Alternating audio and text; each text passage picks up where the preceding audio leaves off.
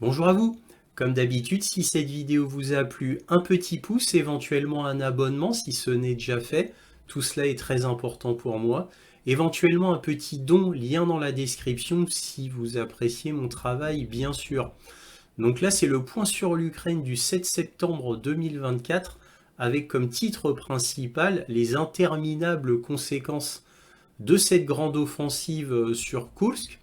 Donc des conséquences funestes pour l'Ukraine, comme déjà vous le savez depuis plusieurs semaines, si vous me suivez, eh bien ça continue.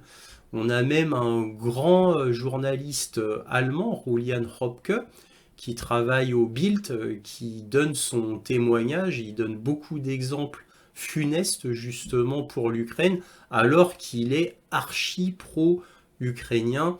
Nous verrons tout cela bien sûr. Et nous verrons surtout que cela n'a pas changé. Donc tout se confirme semaine après semaine, surtout concernant les pertes ukrainiennes, dans le sens les pertes humaines et les pertes de véhicules blindés. Alors vraiment très très peu maintenant, je le vois, de médias occidentaux contestent cela. Alors évidemment, beaucoup disent que c'est pareil, voire pire chez les Russes, ce qui est absolument un non-sens, une absurdité totale, puisque quand les Ukrainiens ont fait leur grande offensive, il n'y avait quasiment rien à cette frontière. Quelques centaines de conscrits, tout au plus, tout au plus.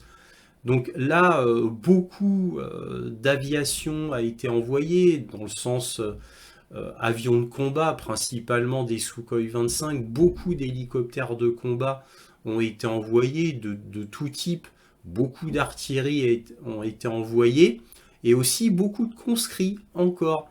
Beaucoup de drones ont été envoyés, beaucoup de bombardements à l'arrière des Ukrainiens ont été faits avec énormément de FAB, principalement par des Sukhoi 34, un petit peu par des Sukhoi 35.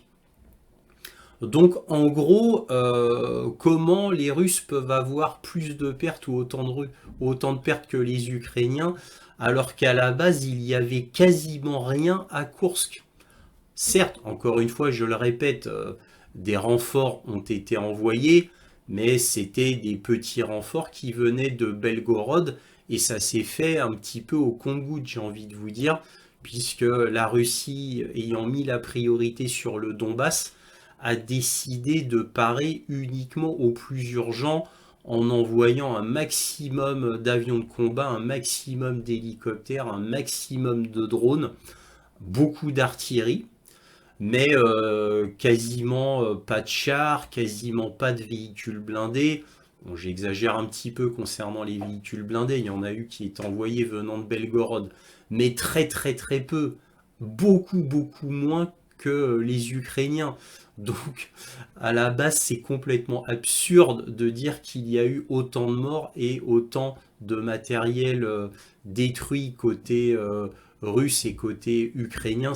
C'est absolument ridicule puisque les informations se contrediraient sur le fait que Kursk, justement, a pu être entamé comme dans du beurre, justement parce qu'il n'y avait rien là-bas. Et Vladimir Poutine a décidé d'envoyer toujours plus de conscrits et non pas de véritables soldats. Bon, évidemment, c'est une approximation parce que bien sûr qu'il y a des soldats d'envoyer, mais si peu par rapport aux conscrits qu'on parle surtout de conscrits. Alors par contre, Vladimir Poutine, encore une fois, a décidé que le Donbass était la priorité et donc il ne parerait qu'au plus urgent sur Kursk. Et c'est très rare, donc je le souligne.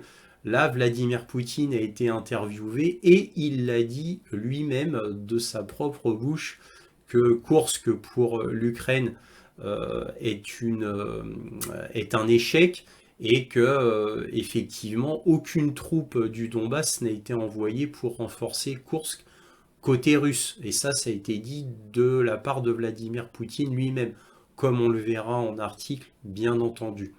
Donc, bien sûr, tout ça a été utilisé par Zelensky quémander encore de l'argent et des armes à Washington.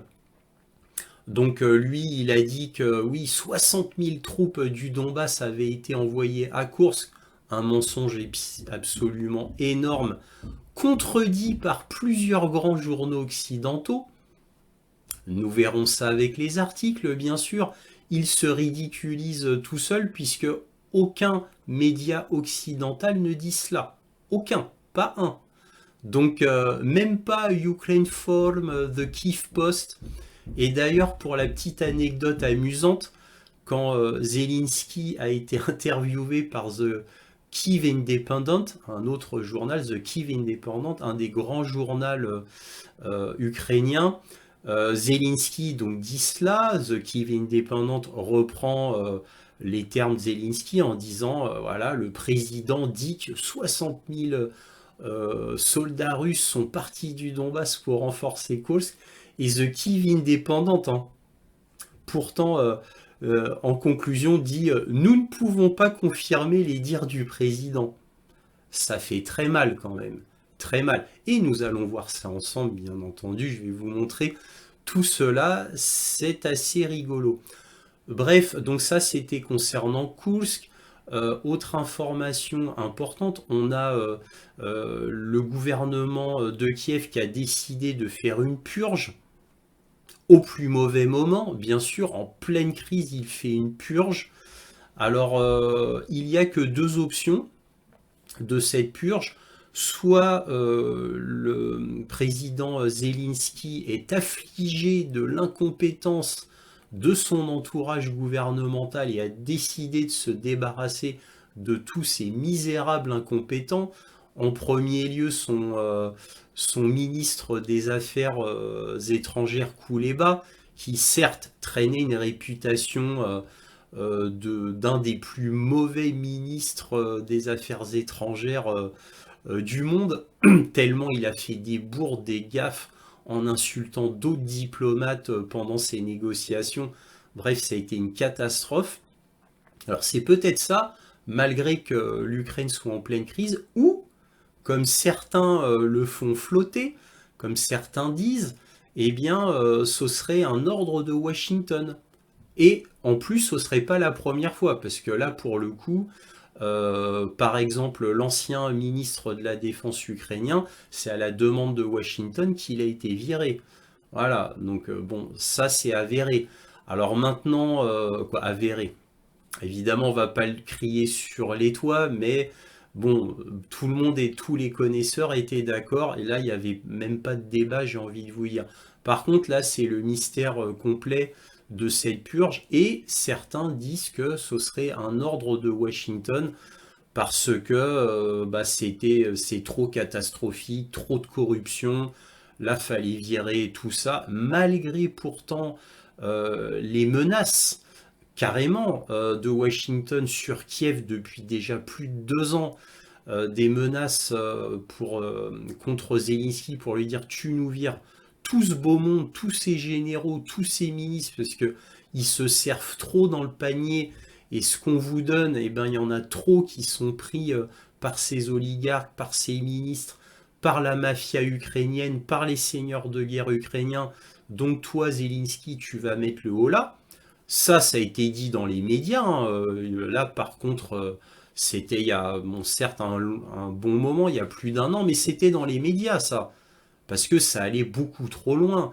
N'oublions pas le reportage de CBS, il y a presque non, 1 an et demi, qui disait, alors un grand média américain, énorme, télévisuel, qui disait que 70% de l'armement donné par l'Amérique était détourné en Ukraine. Encore une fois, par les mafias, les seigneurs de guerre, les oligarques, nanani, nanana. Bon, je vous ai même fait une vidéo qui vous montrait le reportage intégral et complet de CBS. Donc voilà, j'avais même fait une vidéo et je vous avais montré l'intégralité de ce reportage, en anglais sous-titré français, à l'époque. Là, il est disponible que sur ma chaîne Analyse du Monde sur Odyssée. Bref, donc voilà cette énorme purge, donc on ne sait pas que c'est... Apparemment, il n'y a que ces deux options. Ensuite, on va parler de d'Ougledar et là, je suis assez content puisque la semaine dernière, concernant Ougledar, une de mes sources me disait que la 72e brigade mécanisée allait partir d'Ougledar et donc fait que Ougledar devient, on va dire, très vulnérable par rapport aux Russes. Eh bien, c'est confirmé. Ça a été confirmé cette semaine par Mariana Bezouglaya, toujours elle, la députée de la Rada qui fait partie du Conseil de sécurité ukrainien. Et elle nous l'a dévoilé. Je vais vous montrer tout cela, bien sûr. Donc c'est confirmé. Et pourquoi je suis content? Bah, ça veut dire que ma source russe est fiable. Et oui, donc là, je suis content parce que des sources russes fiables, il n'y en a pas beaucoup. J'ai beaucoup de sources. Des fiables, j'en ai pas beaucoup. J'en ai qu'une poignée. Bref, très intéressant, mais encore une fois, cela ajoute au destin funeste de l'Ukraine qui va bientôt perdre Ougledar, puisque Ougledar, je vous le dis depuis des mois, que déjà Ougledar avait d'énormes problèmes d'approvisionnement et ces derniers mois quasiment plus approvisionné, voire plus du tout en réalité, mais ça je ne peux pas l'affirmer. Donc Ougledar était déjà bombardé de tous les côtés, et je parle surtout de son pourtour pour faire que l'approvisionnement soit quasiment nul. Et donc là, le fait qu'il y ait une retraite de la 72e brigade mécanisée, une des meilleures d'Ukraine, hein, ça fait partie des grandes brigades ukrainiennes comme la 80e, la 82e, ça c'est des grandes brigades prestigieuses, on va dire, les meilleures d'Ukraine restantes, j'ai envie de vous dire. Donc Ougledar qui tombe, la seule et l'unique véritable forteresse qui est là depuis presque le début de la guerre, j'ai envie de vous dire, même depuis le début de la guerre, puisque c'est une véritable forteresse, donc armée comme une forteresse dès 2015. C'est un verrou extrêmement important qui va permettre aux Russes d'avoir une autoroute dans cette région-là. Alors pareil, Tchassiviar, pour vous donner les dernières nouvelles du front, apparemment les Russes seraient arrivés jusqu'au milieu de Tchassiviar. Par contre, là, je ne suis pas sûr de moi. J'ai des informations un peu contradictoires. Donc pour les optimistes russes, ils auraient atteint le milieu, et pour d'autres sources russes, ils seraient en train d'atteindre le milieu de Tchassiviar. Ça veut dire que là, c'est le début de la fin pour Tchassiviar, qu'aura tenu bien, bien longtemps. Parce qu'il y a plusieurs mois de cela, pas tant de mois que cela, il y a peut-être 2 ou 3 mois, je vous avais montré une vidéo de LCI, un extrait de LCI, qui avait interviewé le commandant de Tchassiviar, et c'est le commandant même de Tchassiviar qui disait que Tchassiviar allait bientôt tomber. Alors évidemment, comme là c'était médiatique, l'Ukraine, Kiev a envoyé dès lors des renforts, sans cesse des renforts à Tchassiviar pour que Tchassiviar tienne, puisque Tchassiviar est le plus grand verrou d'Ukraine. Ne l'oublions pas. Le deuxième plus grand verrou, c'est Ougledar. Voilà. Alors, Pakrovsk, dont on parle tant, c'est le plus grand nœud logistique ferroviaire et routier. C'est pas le plus grand verrou. Le plus grand verrou, c'est Tchassiviar, suivi d'Ougledar. Donc Tchassiviar, n'oublions pas qu'une fois que ce verrou tombera, ça va donner une autoroute pour les Russes vers Kramatorsk et ensuite Slaviansk. Donc c'est absolument vital. Et en plus, juste à côté de Tchassiviar, au sud-ouest de Tchassiviar, il y a Kostiatinivka. Pareil, ville très importante. Alors évidemment, tout n'est pas très important, mais c'est quand même important. Donc au sud-ouest de Tchassiviar, Kostiatinivka, n'oublions pas cette ville, dont on parlera très bientôt beaucoup dans les médias, après que Tchassiviar soit tombé. puisque moi, d'après mon analyse de tout ce que je vois sur le terrain, quand Chassivyar sera prise, l'armée russe là-bas va se diviser en deux, une grosse partie vers Kramatorsk et une partie plus petite vers Kostiatynivka. Ce n'est que mon avis, peut-être que je me trompe, mais en tous les cas, c'est comme ça que moi je l'analyse. Nous verrons bien ce que l'avenir nous préparera. Donc voilà, donc Ougledar, ça va être quelque chose d'absolument énorme. Ensuite, on a les États-Unis qui laissent paraître qu'ils vont peut-être donner des JASSM à l'Ukraine, donc ces missiles qui sont exactement comme les Scalp, hein. C'est pareil que les Scalp-Storm Shadow, c'est pareil, c'est exactement le même type de missile. Sauf qu'un Storm Shadow, c'est environ un Scalp, si vous voulez. Bon, on va dire le Scalp parce qu'on est français, monsieur. Donc le Scalp, ça coûte environ 1 million d'euros, alors que les JASSM, ça coûte près de 3 millions d'euros, 2,8 millions à peu près. Donc en gros, c'est à peu près 3 fois plus, bon, 2 fois et demi plus cher qu'un Scalp. Voilà. Mais c'est beaucoup mieux, parce qu'un JASSM, il y a plusieurs versions, ça va de 300 km jusqu'à 1900 km pour le meilleur du meilleur. Et donc l'avantage du JASSM, c'est qu'il est plus performant que le Scalp. Parce que déjà, il peut aller plus loin, mais vous vous doutez bien que la version donnée pour l'Ukraine fera 300 km, exactement comme les Scalp, puisque les Scalp peuvent aller jusqu'à 500 km, mais on donne ceux qui vont à 300 km pour l'Ukraine depuis le début. Et donc les JASSM peuvent aller beaucoup plus loin, ont une charge explosive plus grosse, et surtout, c'est le plus important, ils sont véritablement furtifs. Ça veut dire que, bah oui, ils sont véritablement furtifs. Ça veut dire que les missiles peuvent être envoyés seuls comme ça. Alors que quand on tire un Scalp, bah souvent faut envoyer un missile MALD, qui est une sorte de mini-missile de croisière qui sert de leurre et qui permet au missile d'avoir plus de chances d'atteindre sa cible sans se faire détruire. Et donc l'avantage des missiles de croisière américains JASSM, bah, c'est qu'ils n'ont pas besoin d'envoyer un missile MALD au préalable pour avoir plus de chances de détruire sa cible. C'est un avantage non négligeable. Mais bon, nous verrons bien.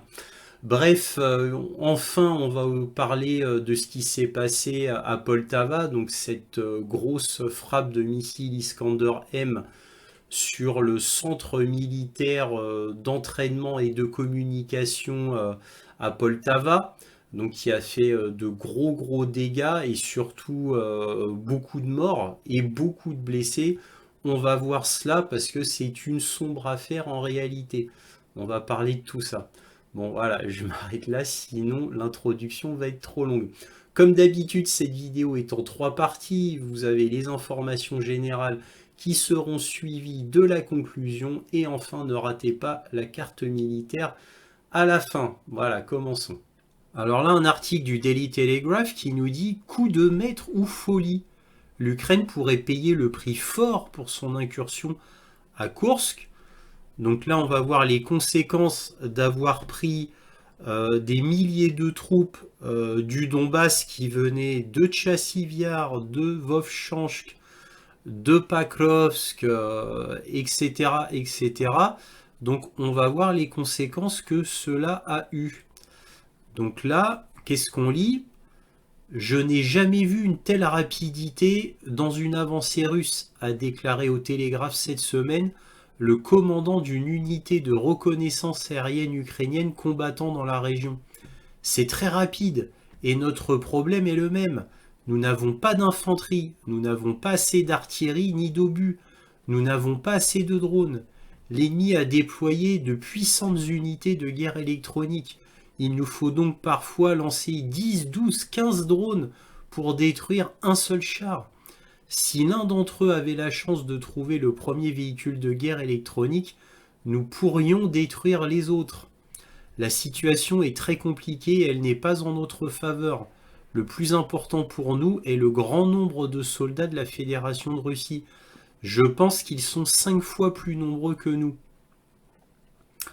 Donc là, l'article continue en disant que les Russes seront dans la ville de Pakrovsk à la mi-septembre, c'est-à-dire dans quelques jours. Donc vous voyez, là c'est une carte qui a été faite par le Daily Telegraph, bon, qui vous montre ce que tout le monde montre, hein. Donc là, vous voyez les forces russes, hein, qui se dirigent vers Pakrovsk. Pakrovsk, énorme hub, là ils vous ont montré que les routes principales. Et alors pourquoi ils ont entouré ça en gris? C'est le chapelet de villes importantes qui est absolument vital pour Kiev, parce que si ces villes s'écroulent, tout s'écroule. Il y a un effet de domino sur tout l'est de l'Ukraine. Hein, on parle que de l'est de l'Ukraine. Donc là, vous voyez Kostiatinivka, vous voyez Kramatorsk et Slaviansk. Donc évidemment, le but des Russes, c'est de faire comme ça. Parce qu'ils sont ici, donc ils vont faire comme ça. Alors comme je vous l'avais montré la semaine dernière, il y a une partie des forces russes qui va aller dans cette direction, hein, qui va longer la route vers Pakrovsk, et une autre partie des forces russes qui doit monter normalement comme ça, vers Kramatorsk et ensuite Slaviansk. Bon, ça c'est le Graal des Russes, hein, cette partie-là. Alors évidemment, là pour l'instant, ils en sont encore très loin. Nous verrons bien, mais comme vous l'avez vu ici dans cet article, qui est un aveu d'un commandant ukrainien, donc là, tout va de mal en pis et vous voyez pas d'artillerie, pas d'obus, pas d'infanterie, pas assez de drones. Et pourtant, ils sont obligés d'utiliser des fois 10, 12, 15 drones pour détruire un seul char. Pourquoi? Bah, à cause de la guerre électronique. Donc c'est extrêmement difficile côté ukrainien.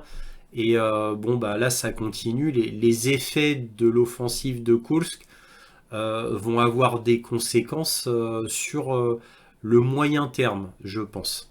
Nous verrons bien. Là, on va voir le témoignage de Julian Robke, qui est un grand journaliste du journal Bild, hein, le grand journal allemand. Il est pro-ukrainien à fond, hein, faut quand même le rappeler. Et là, que dit-il? Il dit: la situation le long du front de l'Est de l'Ukraine est critique et continue de se détériorer. Alors là, vous voyez, il donne tout un tas d'exemples bon, bah, catastrophiques pour l'Ukraine sur le front en général. Et là, c'est ça le plus intéressant. Il dit: les soldats ukrainiens avec lesquels j'ai parlé peuvent à peine expliquer la catastrophe.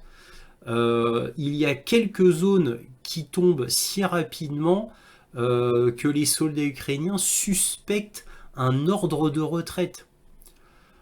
Et aussi, ces soldats ukrainiens pensent que les rotations qui sont planifiées peuvent mettre en danger le front. Donc les soldats ukrainiens disent bah, faut plus faire de rotation. Donc vous voyez, donc là c'est extrêmement grave concernant l'Ukraine. Et là il poursuit en disant que les Ukrainiens n'abandonneront pas. Ah, il est quand même pro-ukrainien, mais qu'ils se préparent à la défense de Dnipro. Hein, c'est pas du fleuve Dniepr, hein, c'est Dnipro, la grande ville. Donc là, comme il dit, comme on peut le constater, la situation est considérée comme catastrophique à ce stade. Bon, là, il y a en dessous une chaîne militaire ukrainienne bien connue a également montré de la panique. Donc là, il dit, bon voilà, plus assez d'infanterie, c'est une catastrophe, bon, tout s'effrite, etc., etc. Bon, voilà. Donc ça, c'est des exemples pour vous dire que le nouveau front ouvert sur Kursk a été absolument catastrophique pour le vrai front à l'est de l'Ukraine. Alors là, on va regarder maintenant The Kyiv Independent, un des plus grands journaux ukrainiens. Et que nous dit-il? La Russie retire 60 000 soldats pour contrer l'incursion de Koursk, affirme Zelensky. Donc, énorme mensonge, évidemment, pour dire que, regardez, le but qu'on s'était fixé, c'est-à-dire de faire retirer les troupes russes du Donbass pour aller défendre l'oblast de Kursk, bah regardez, ça a marché, ça a marché. Il n'y a qu'un petit problème, c'est que tous les médias du monde disent l'inverse.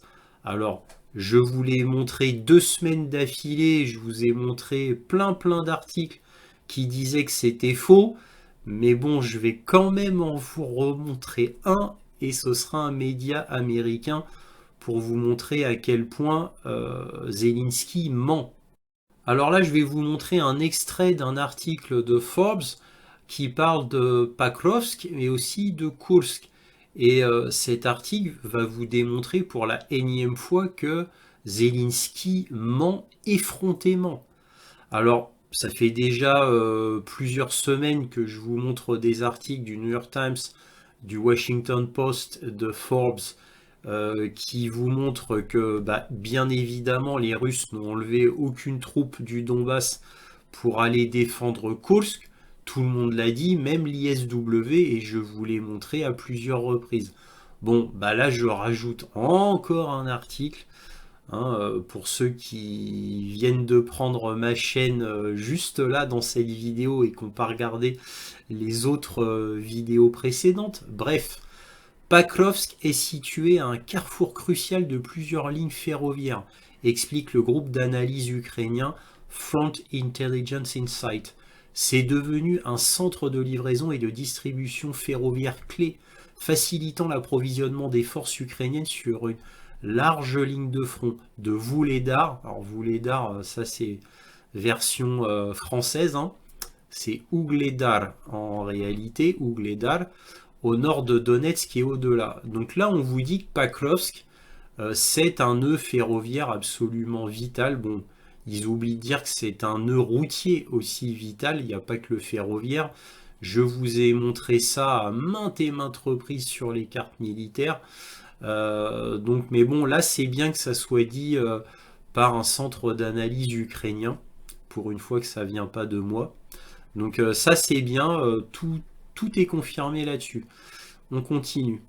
En prenant Pakrovsk, la Russie pourra affaiblir les défenses ukrainiennes tout le long de la ligne de front orientale. Ça c'est vrai, je ne cesse de vous le répéter. Une condition préalable essentielle à une avancée russe plus large qui pourra aboutir à l'occupation complète de l'oblast de Donetsk. Tout ça c'est vrai.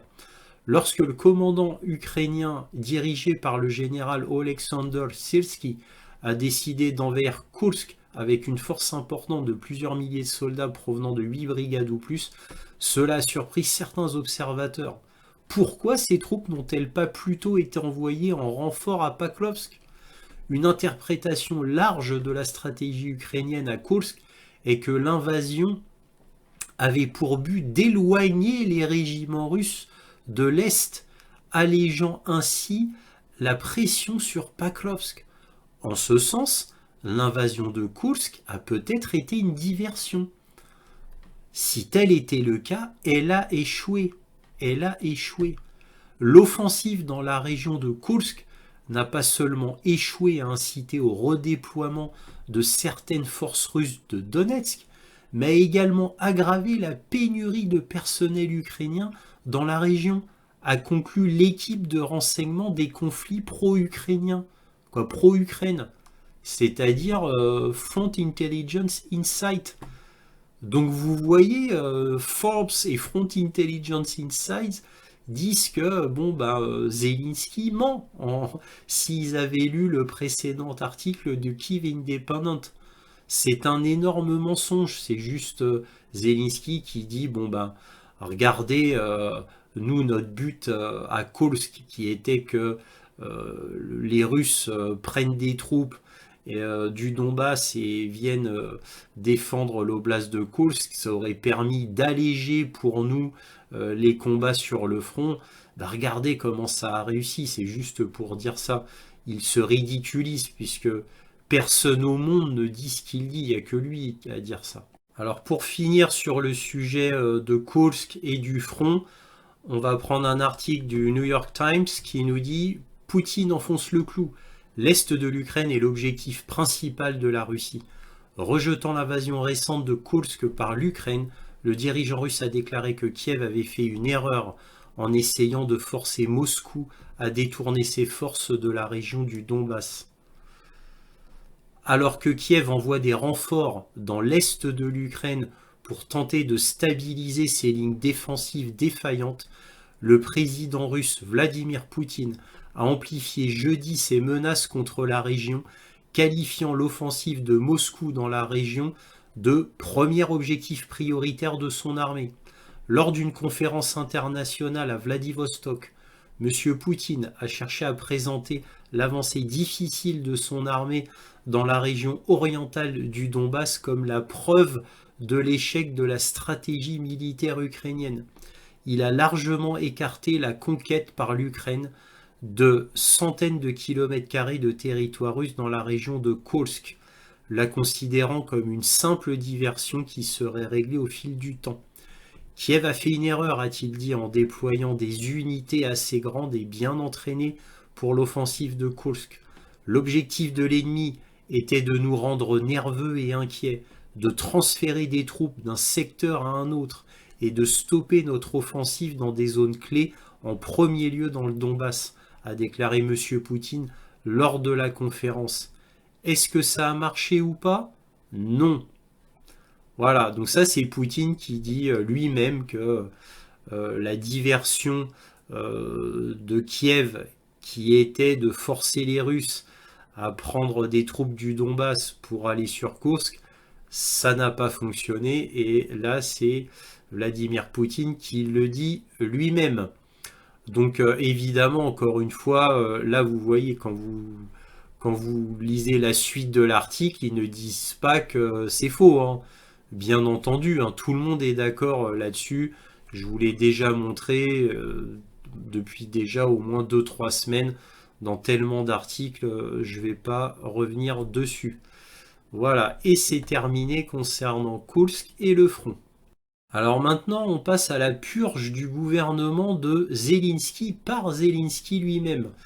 Donc on va commencer avec un article du New York Times qui nous dit « Zelensky poursuit la refonte de son cabinet ». Le parti du président Volodymyr Zelensky a annoncé mercredi une liste de 9 candidats au poste ministériel, marquant le plus grand remaniement au sein du gouvernement depuis le début de la guerre contre la Russie. Alors évidemment, tout le monde se pose la question, mais pourquoi fait-il ça maintenant, en pleine crise, en pleine guerre, au moment où il est le plus mal? Pourquoi fait-il cette refonte? Est-ce qu'il veut remettre du sang neuf dans son gouvernement en espérant qu'en virant les incompétents et en remettant de nouveaux, il va changer la donne? On ne le sait pas. En tous les cas, c'est quand même très très étonnant qu'il fasse ça maintenant, en pleine crise, en pleine guerre, au moment où tout va mal. Les nouveaux qui vont arriver, ils auront tout à apprendre, tout à connaître, tout à savoir, comme ça, en urgence. Et les anciens, vont-ils faire un passage de connaissances? Je ne le sais pas. Un transfert de connaissances. Nous verrons s'ils auront le temps. Mais pour moi, c'est vraiment incongru comme décision. Bref, continuons. Alors voici tous ceux qui ont été poussés à la porte. On a le ministre des Affaires étrangères Kouleba, ministre de la Justice, on a le ministre des Industries stratégiques.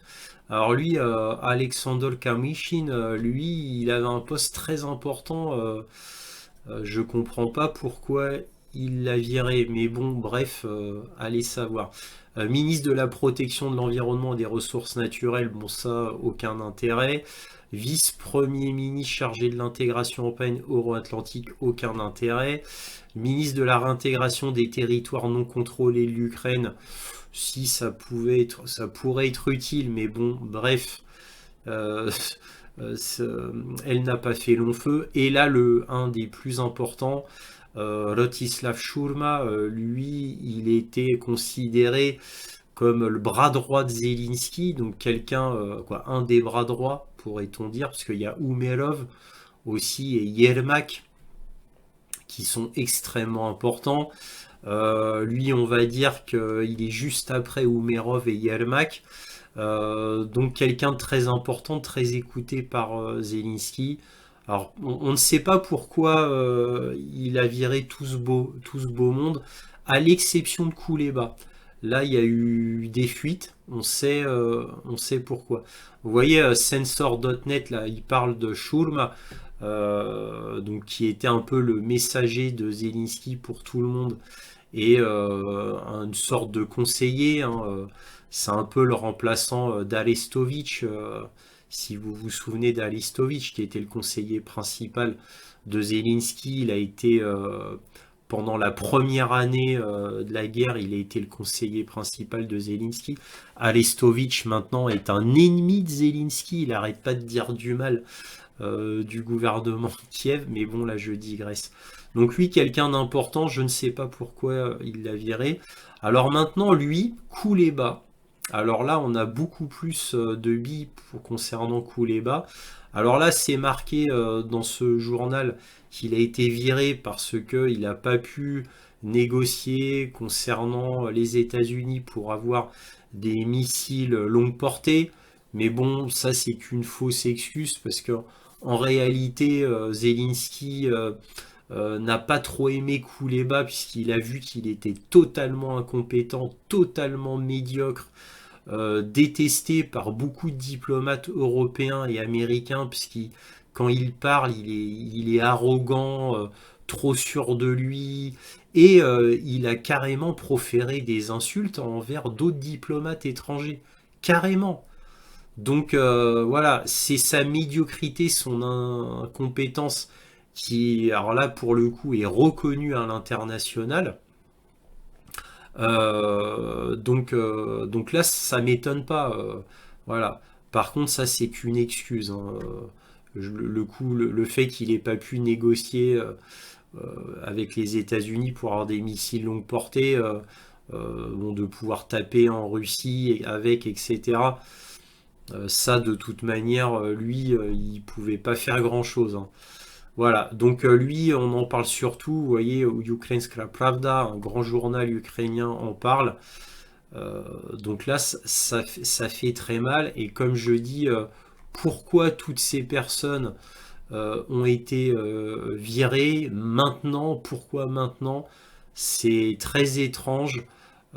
C'est complètement grotesque, moi, me concernant, dans une période aussi critique, faire un tel remaniement, surtout concernant le ministre des Industries stratégiques et Tchourma, donc qui a un poste très important. Je comprends pas. Mais bon, c'est comme ça. Alors là, un ton étonnamment morose et défaitiste du grand journal américain Foreign Affairs qui nous dit Poutine n'abandonnera jamais en Ukraine. L'Occident ne peut pas changer ses calculs. Il ne peut que l'attendre. C'est étonnant de la part d'un grand média d'être aussi défaitiste entre guillemets.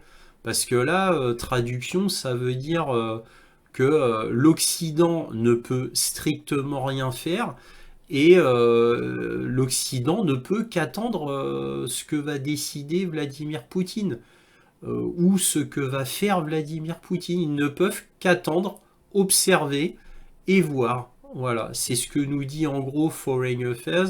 Quand on lit l'article, c'est assez morose.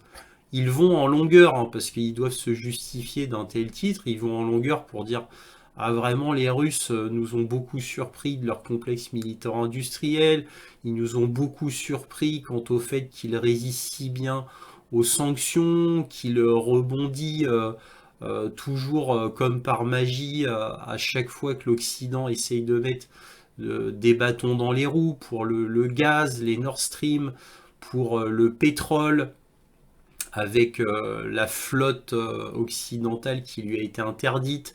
le fait de mettre un price cap sur le prix du baril du pétrole, c'est-à-dire un prix bien spécifique, dont tout le monde a ignoré complètement l'Occident, tout le monde a ignoré ce prix minimum de pétrole et tout le monde a fait comme si ça n'existait pas.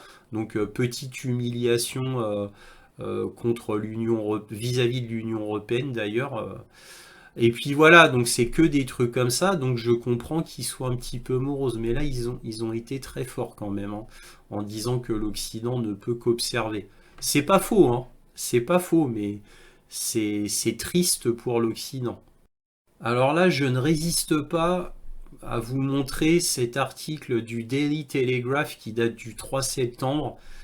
Et là, quand vous lisez ça, le Daily Telegraph fait vraiment pitié. On tombe dans le pathétique, mais vraiment le plus terrible. Alors voilà pourquoi je vous dis ça. Voilà le titre, hein. Il n'y aura peut-être jamais de meilleur moment pour la Chine d'attaquer la Russie. Avec tout le monde en Ukraine, il n'y a probablement que 2 hommes et un chien qui gardent Vladivostok. Voilà. Et donc lui, quand vous lisez l'article qui est absolument à pleurer, il laisse entendre que la Chine pourrait profiter du fait que la Russie soit occupée en Ukraine pour attaquer la Russie, afin de reprendre d'anciens territoires il y a très très très longtemps, dont soi-disant il y aurait une contestation entre la Russie et la Chine. Voilà, bon, bref, c'est d'un ridicule tellement énorme que vraiment ça fait pitié du Daily Telegraph. Mais voilà jusqu'où la médiocrité journalistique peut tomber. Maintenant, je ne suis plus étonné de rien. Alors voici une carte pour vous situer où se trouve Ougledar, que les Occidentaux appellent Vuhledar. Donc Ougledar, c'est là, c'est cette forteresse-là. Donc vous voyez, sud-ouest de Donetsk. Donc voilà, c'est là Ougledar. Voilà, comme ça vous situe. Et donc là, on va voir un tweet de Mariana Bezouglaya, donc qui confirme ce que je vous avais dit la semaine dernière concernant le retrait de la 72e brigade mécanisée qui était à Ougledar. Donc on va lire ensemble, je vais vous traduire en français. J'ai eu beaucoup d'appels de militaires désespérés qui voient que Sierski a pris la 72e brigade d'Ougledar, laquelle pourtant avait repoussé toutes les attaques pendant 2 ans et qui connaissait la zone très très bien. Les Russes savent déjà cela et se préparent. Cela sera un désastre, tout comme avec Toretsk et New York. Quand la 24e brigade a été prise de là-bas, c'est-à-dire de New York, il semble que Sierski, il fait cela délibérément pour secouer le front. Alors ça, c'est son analyse à elle. Mais bon, en tous les cas, effectivement, c'est vraiment pas bon pour les Ukrainiens parce que là, elle précise que les Russes le savent déjà. Vous allez me dire, c'est normal, ils surveillent cette zone très très précisément, surtout avec des drones. Donc ils voient bien quand une brigade s'en va. Hein, une brigade, c'est pas 2 hommes, hein. Ça peut être plusieurs centaines d'hommes, hein, voire plusieurs milliers même, hein. Après, la notion de taille de brigade diffère énormément puisqu'on a le nombre d'hommes d'une brigade en théorie quand tout va bien et on a le nombre d'hommes réels d'une brigade pendant une guerre. Donc vous voyez, bon bref, peu importe, cela se voit. Donc tout ça c'est très très mauvais et vous notez qu'elle accuse toujours Sierski, hein. Là, carrément, elle ose dire qu'il semble qu'il fasse cela délibérément pour secouer le front. Maintenant, allez comprendre ce qu'elle sous-entend avec ça. Bref, passons. Alors maintenant, concernant l'attaque de Poltava, il y a quelques petites informations à dire. Alors on va déjà commencer par ce que nous dit les grands médias. Donc là, BBC qui nous dit l'Ukraine affirme que des soldats font partie des 51 morts dans l'attaque aux missiles de Poltava. Alors c'est normal que ça soit des soldats qui meurent puisque c'était le centre de communication militaire de Poltava. Et d'ailleurs c'est pour ça que les Russes l'ont touché. Donc on nous dit au moins 51 personnes ont été tuées, 271 autres blessés dans une frappe de missiles russes sur la ville de Poltava, dans le centre de l'Ukraine. Bon, concernant le Poltava, là c'est un missile Iskander M qui a fait cela, ces dégâts. Alors là, concernant Poltava, je reprends une de mes sources qui est Simplicus the Thinker et qui nous dit la frappe sur le 179e centre de formation de l'Institut militaire des troupes de transmission de Poltava, officiellement appelé l'Institut des communications militaires de Poltava, a été particulièrement douloureuse pour l'Ukraine car il semblait abriter non seulement un programme technique vital sur les drones, mais aussi de précieux instructeurs suédois pour le prochain transfert d'avions AWACS suédois. Alors c'est pas du tout un AWACS, hein. Là c'est la source dit AWACS, c'est pour que vous compreniez, hein. C'est pas un vrai AWACS, hein. AWACS c'est américain, hein. Donc c'est les fameux avions suédois qui ont une barre sur le toit, une énorme barre sur le toit. Donc c'est un énorme radar, mais ce n'est pas un radome comme les AWACS. Voilà. Donc présentés comme de futurs changeurs de jeu, c'est la traduction de Game Changer. Donc en gros comme de futurs objets qui changeraient la donne et qui fonctionneraient en tandem avec les F-16 pour décimer l'armée de l'air russe à distance. Donc là, il nous donne le témoignage d'un certain Koryenko Sergei qui nous dit ma Poltava a été l'épicentre des hostilités depuis maintenant 5 jours. Les défenses aériennes opèrent 2 fois par jour. À 9h10 ce matin, des roquettes ont frappé beaucoup de nos soldats là-bas. Beaucoup sont morts et sont blessés. Voilà. Donc là, autre chose, les rapports directs des Ukrainiens sur le terrain concernant les pertes causées par l'attaque de Poltava sont stupéfiants. Un médecin ukrainien fait état de 215 morts et 340 blessés. Donc c'est elle, le médecin ukrainien à Poltava, a déclaré que les pertes causées par l'attaque contre le centre d'entraînement militaire s'élevaient à 215 morts et 340 blessés. La vidéo a depuis été supprimée, mais elle est médecin dans les forces armées ukrainiennes. Donc on va regarder ça ensemble.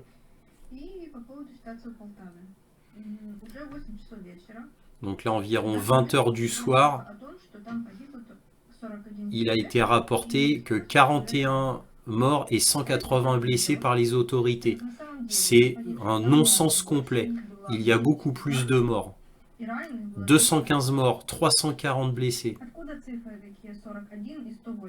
D'où viennent ces chiffres de 41 morts et 180 blessés? D'où ils sortent ça?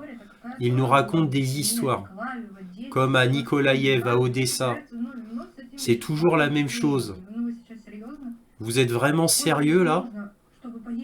Combien de gens doivent mourir pour que vous finalement vous compreniez que tout cela n'est pas nécessaire?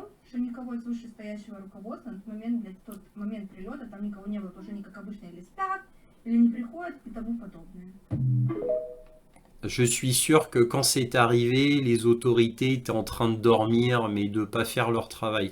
Bon, ce médecin, cette femme médecin de l'armée ukrainienne est très très en colère apparemment. Voilà, donc ça c'était vraiment intéressant à montrer. Et ce n'est pas fini.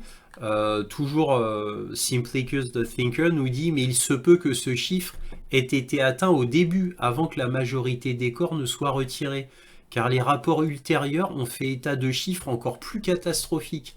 Un blogueur ukrainien local a avancé le chiffre de plus de 700 morts. C'est lui. Voilà. 760 morts, hein. I chce się ostateczne cyfry. Bon, Тому що вчора je vais pas tout vous traduire, c'est un petit peu de la même aune qu'on a vu avec la femme médecin ukrainienne, hein. On me dit que c'était une horreur pure hier, voilà, etc., etc. Bon, lui, il dit 760 morts.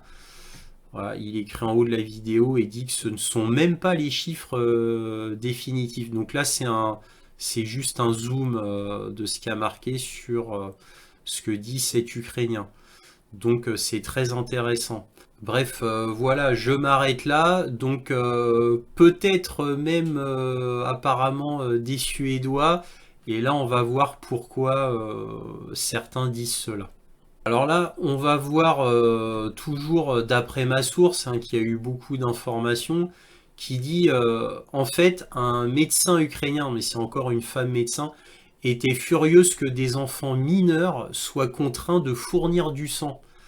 Cette femme médecin est furieuse du fait que apparemment les écoliers sont pratiquement obligés de donner leur sang pour les instructeurs suédois blessés à Poltava. Elle évoque le fait que les personnes de moins de 18 ans ne sont pas autorisées à donner leur sang et pose des questions gênantes, comme par exemple, que sont censés faire les médecins avec des enfants qui s'évanouissent? Les soigner à la place des militaires blessés? Et donc là, voici cette femme médecin qui s'appelle Victoria Omelianko. Et donc là, bon, elle dit tout ça, mais en anglais. Et là, autre chose, elle mentionne les professeurs suédois, donc en gros les formateurs suédois qui sont au cœur de l'histoire. Cela a été confirmé par un message d'une femme qui dit que son camarade de l'université de Linköping, alors ça c'est en Suède, a péri dans l'attaque de Poltava.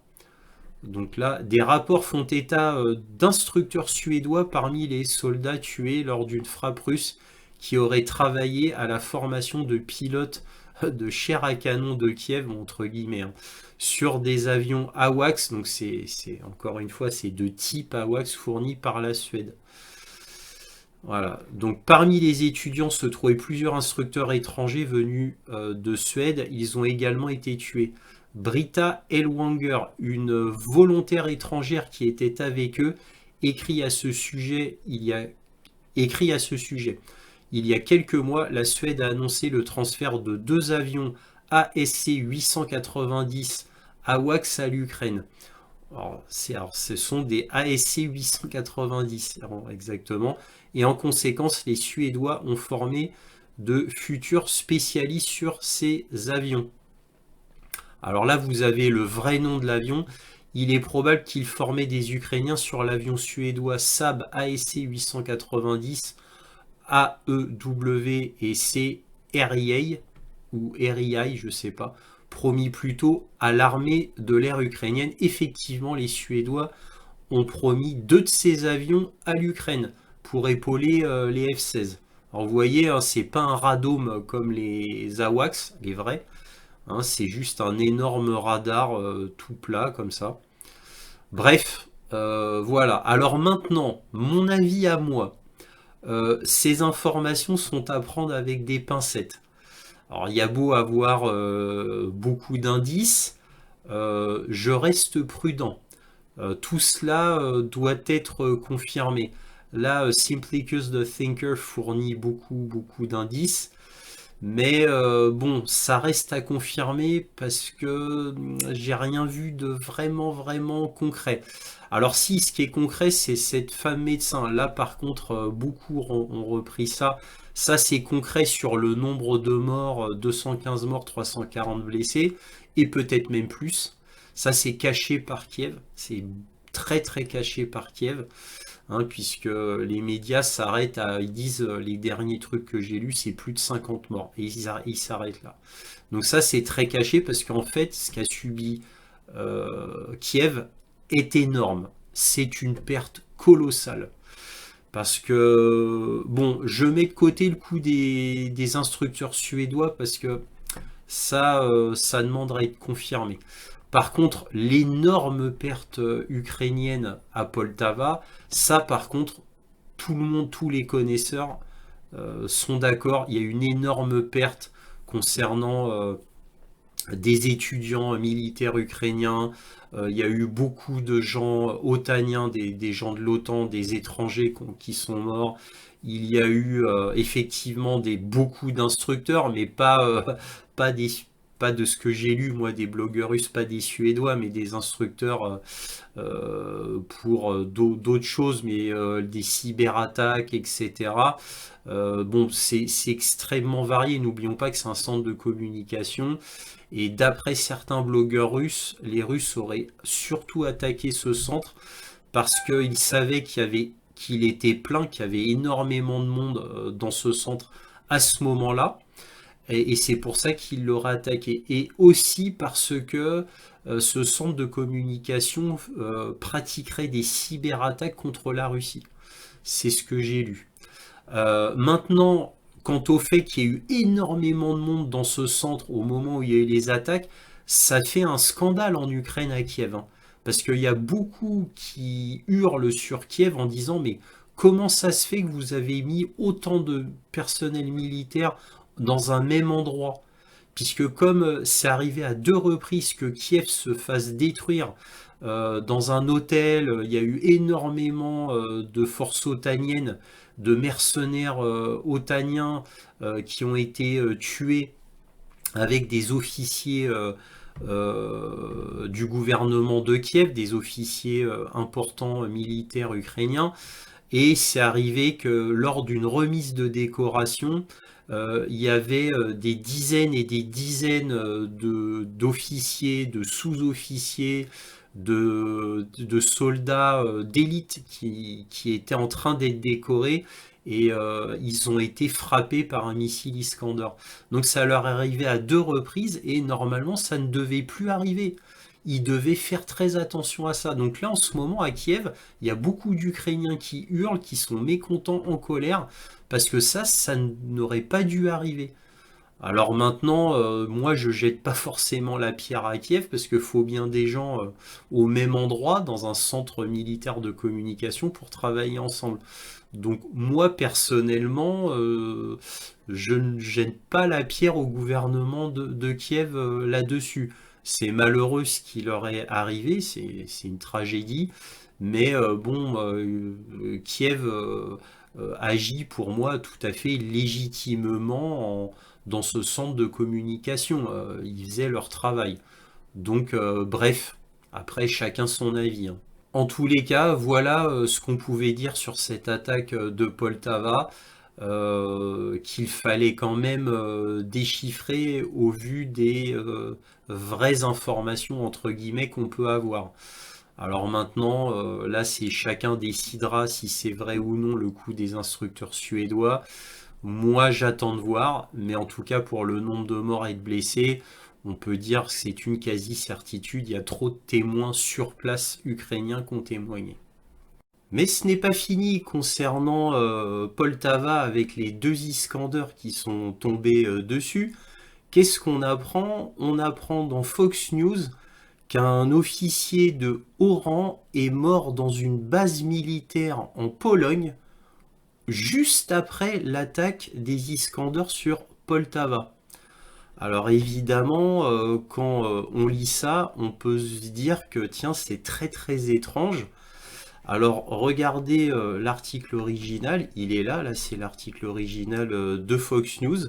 Et quand vous lisez l'article original de Fox News, on nous dit qu'un soldat américain, un lieutenant-colonel, Joshua Kamara, 45 ans, qui était basé au camp de Kościsko, siège du quartier général avancé du 5e corps dans la ville de Poznan.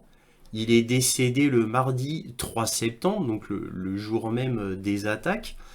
Et voilà, et c'est tout. On nous dit toutes ces décorations. Voilà, condoléances. Voilà, il y a eu une enquête en cours. Voilà.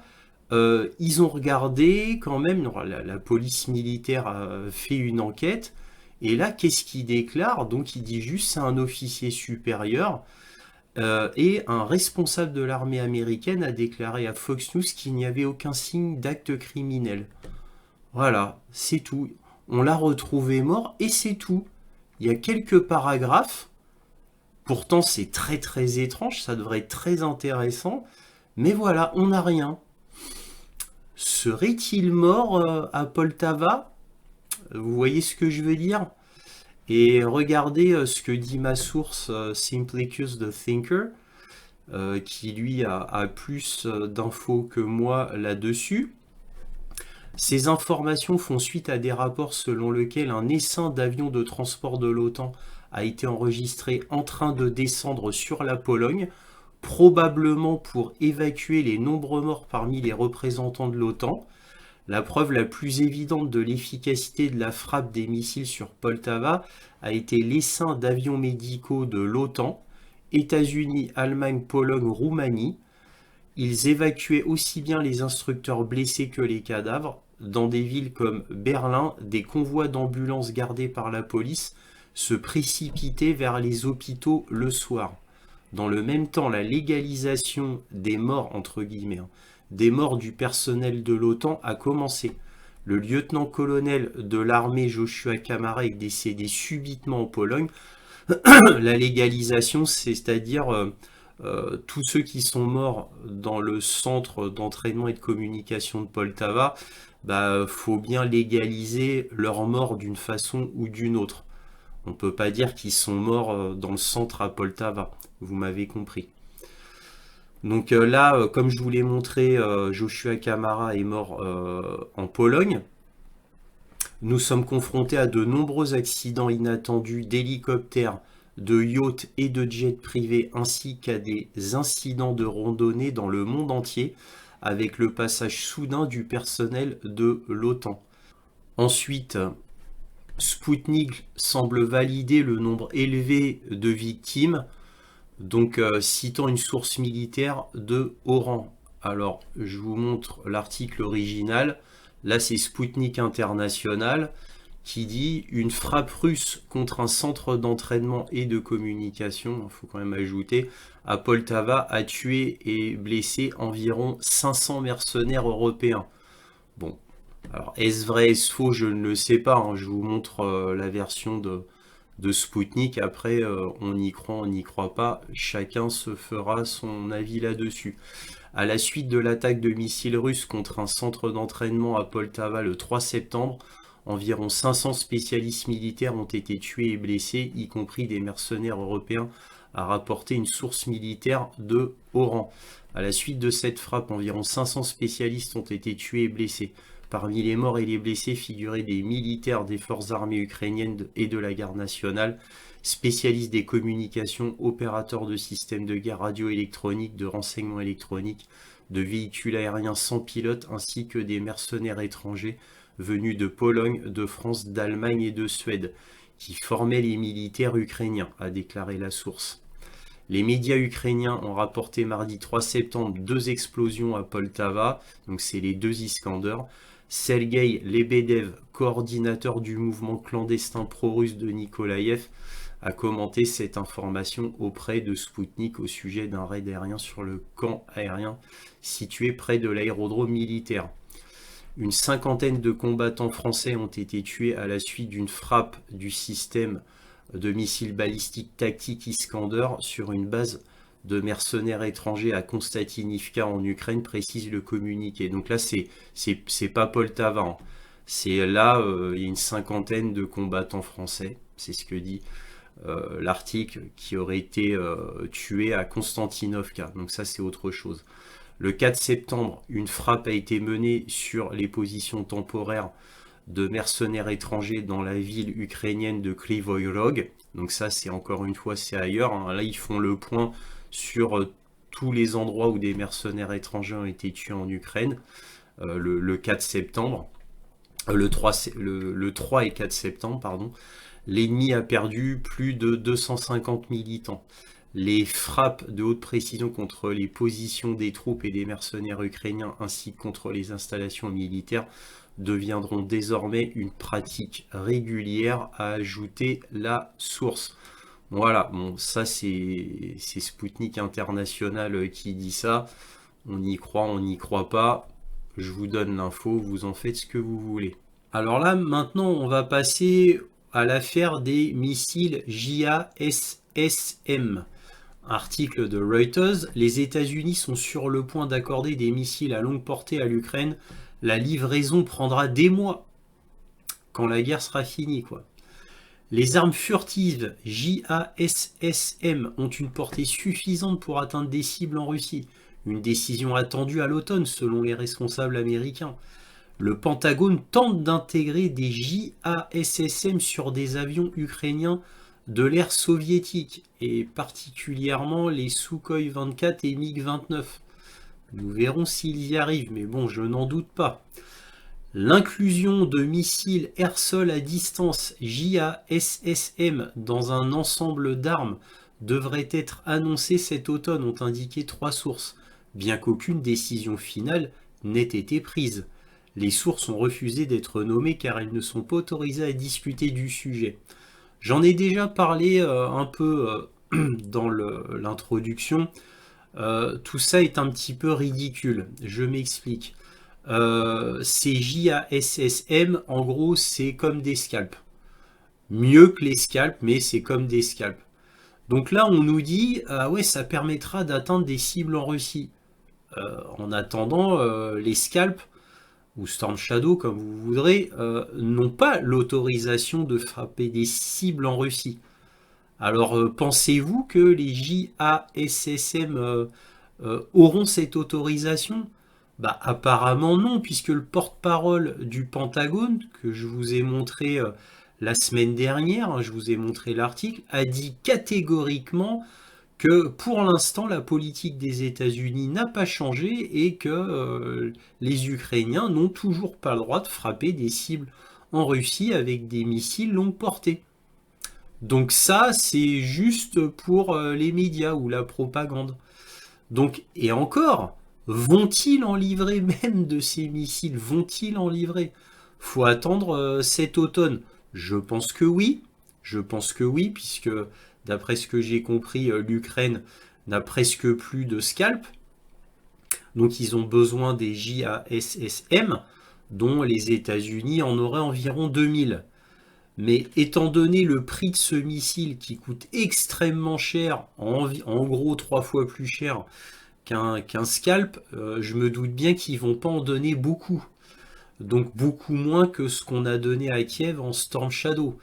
Voilà, mais ce n'est que mon avis. Peut-être que je me trompe, mais en tout cas c'est mon avis. Et bien entendu, pourquoi là, soudainement, la politique du Pentagone changerait? Ça veut dire pourquoi le Pentagone, là, soudainement, donnerait l'autorisation de frapper des cibles en Russie. Le Pentagone a toujours été très ferme à ce niveau-là, et aux dernières nouvelles, ils ont réitéré leur refus catégorique.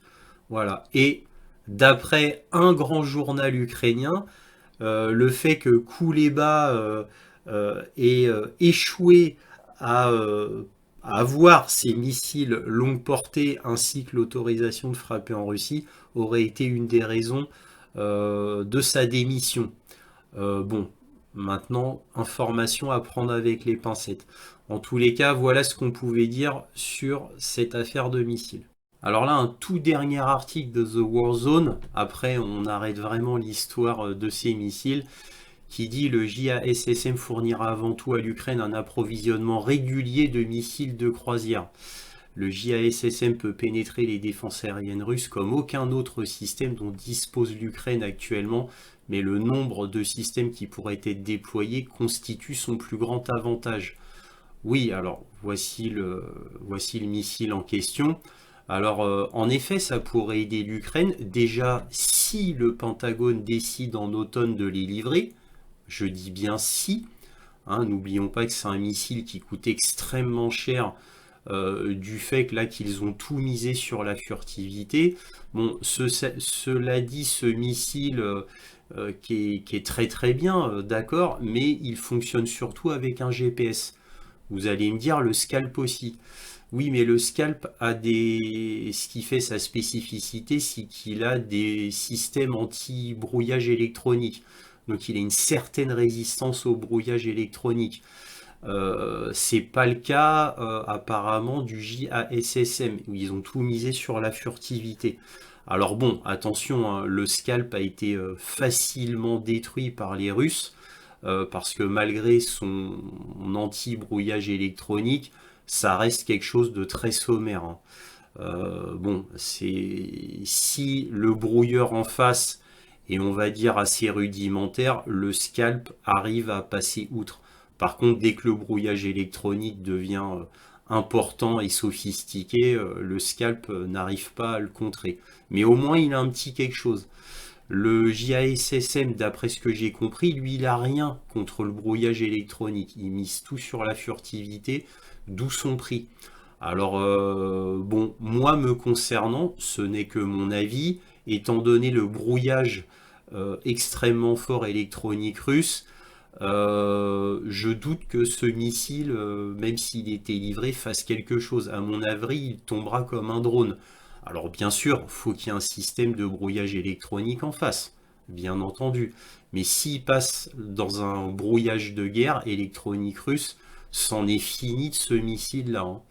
Voilà, déjà que les scalps n'y arrivent pas, alors celui-là, aucune chance. Encore une fois, faut qu'il y ait le brouillage adéquat devant, hein. Sinon, il est beaucoup plus furtif que le scalp, effectivement. Bref, en gros, faut voir sur le terrain. Il n'y a que sur le terrain qu'on pourra juger de ce qu'il vaut. Là, un article de Yahoo News, mais qui est repris de BFM TV. Guerre en Ukraine. Après des critiques de Zelensky, le Royaume-Uni va fournir des centaines de missiles à Kiev. Alors pour les non-connaisseurs, c'est très impressionnant. On va voir quels sont ces missiles en réalité. Le Royaume-Uni va fournir 650 systèmes de missiles à l'Ukraine. Alors j'adore, hein, le nom ronflant, pour l'aider à renforcer sa défense aérienne dans les prochains mois, a annoncé Londres ce vendredi 6 septembre, après des critiques du président Zelensky sur le rythme de livraison d'aide à Kiev. Le ministère britannique de la Défense a annoncé dans un communiqué qu'une première livraison de 650 systèmes de missiles modulaires légers, LMM, aurait lieu d'ici la fin de l'année dans un cadre d'un contrat de 162 millions de livres, soit 192 millions d'euros. Ces missiles très polyvalents seront construits par le groupe français Thales dans son usine de Belfast en Irlande du Nord. Alors là, c'est très ronflant comme titre, hein. En gros, c'est 650 mini-missiles, c'est des tout petits missiles de 13 kg qui ont une charge explosive de 3 kg et qui ont une portée au maximum de 8 km. Donc en gros, c'est des missiles qu'on peut mettre sur des drones hélicoptères ou des hélicoptères de combat, même des systèmes sol-air, hein, sur des camions spécifiques. Effectivement, ils sont très polyvalents et en réalité, donc ces mini-missiles sont en fait créés surtout pour être anti-drone. Donc c'est vraiment normalement pour arrêter les drones. De toute manière, avec une portée de 8 km et une charge de 3 kg, il ne pouvait en être autrement. Donc quand ils disent très polyvalent, entre guillemets, hein, mais en tous les cas, oui, ce sont des bons systèmes sur le papier. Ça n'a jamais été mis en test dans un cadre réel, donc on verra bien ce que ça donne. Mais en tout cas, l'idée est bonne, et les Russes ont déjà fait pareil, hein, ils ont déjà fait ces mini-missiles, ils les ont déjà déployés sur des Pantsir, et ils les utilisent déjà sur le terrain. Donc on verra si ces missiles-là sont efficaces. Alors là, on a l'AFP, Zelensky en Italie après avoir réclamé plus d'armes à ses alliés en Allemagne. Hein, vraiment, c'est un leitmotiv, hein. Toujours la même chose. Toujours plus d'armes, toujours plus d'armes. Où qu'il aille, c'est toujours la même chose. Donc, il a rencontré dans la foulée le chancelier Olaf Scholz, non loin de là, à Francfort, pour un entretien centré notamment sur la recherche commune d'une paix juste et durable. J'adore. Selon la chancellerie, c'est à mourir de rire cette formule. Parce que pour avoir une paix juste et durable, faut réclamer toujours plus d'armes. Bien entendu, ça va de soi. Sur la base aérienne américaine de Ramstein, donc en Allemagne bien entendu, M. Zelensky a réitéré sa demande de pouvoir utiliser les armes à longue portée fournies par ses partenaires, non seulement sur le territoire occupé de l'Ukraine, mais aussi sur le territoire russe pour détruire les bases à partir desquelles Moscou lance ses missiles. Plusieurs grands pays, dont ses deux principaux fournisseurs d'armes, les États-Unis et l'Allemagne, continuent néanmoins à rechigner par crainte d'une escalade avec Moscou qui agite régulièrement la menace nucléaire. Lloyd Austin a annoncé une nouvelle aide militaire de 250 millions de dollars qui permettra d'accroître les capacités pour répondre aux besoins changeants de l'Ukraine. Voilà, donc comment appauvrir les pays occidentaux pour strictement rien, à part prolonger un tout petit peu la guerre, et je dis bien un tout petit peu, et c'est tout ce que ça va faire, ainsi que causer toujours plus de morts ukrainiens, bien entendu. Mais bon, ils n'en ont cure, comme vous le savez très bien. Monsieur Pistorius, ça c'est le ministre de la Défense allemand, a de son côté rendu public l'envoi de 12 obusiers de type 2000, dont 6 cette année et le reste en 2025, pour un montant de 150 millions d'euros. Berlin avait confirmé mercredi de nouvelles livraisons de systèmes de défense aérien Iris-T qui doivent aider à intercepter les missiles russes. Donc vous voyez, c'est que du saupoudrage. On saupoudre, voilà, un petit peu de ci par-ci, un petit peu de ça par-là. Voilà, juste histoire de se donner bonne conscience et d'appauvrir toujours leur état respectif. Hein, je parle des États occidentaux. Pour rien, bien entendu, hein, à part, comme je le répète encore une fois, à part pour prolonger la guerre un petit peu et faire toujours plus de morts en Ukraine. Voilà. On a la Pologne ici dans un article de The Independent qui bombe le torse. Encore une fois, vous allez me dire, la Pologne a le devoir d'abattre les missiles russes au-dessus de l'Ukraine, déclare le ministre polonais, hein, malgré le risque d'entraîner l'OTAN dans une guerre. Je ne vais pas aller plus loin parce que l'article est ridicule, ça reprend les dires de ce ministre polonais. Un va-t-en-guerre, mais comme il y en a plein, par exemple aux États-Unis, tous les néocons ont exactement le même discours, comme les Britanniques, les Norvégiens, alors, par la voix du chef Stoltenberg, hein, bien entendu, etc., etc. On a l'habitude, bon, la Pologne fait ses rodomontades habituelles. De toute manière, la Pologne ne peut strictement rien faire sans l'ordre express de Washington.